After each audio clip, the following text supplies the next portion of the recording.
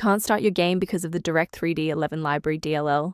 I'm Sophie Chen, a senior Windows developer, and let's solve this library conflict so you can get back to what matters. This DLL file is the primary runtime for the D3d11 API. It enables games to utilize advanced tessellation and compute shaders on compatible graphics hardware for high-fidelity real-time 3D rendering on PC systems. Understanding the file's role is a great start. Now let's look at replacing it. This error usually means a required graphics runtime file such as the D3d11 library DLL is missing. Use the official Microsoft DirectX end-user runtime installer to restore legacy DirectX libraries, followed by a GPU driver update if needed.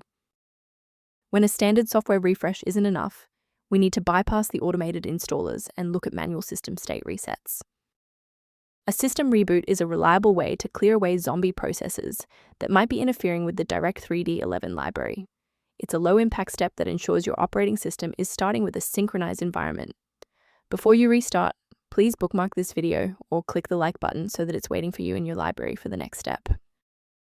I want to share a quick best practice that will help you avoid security complications in the future.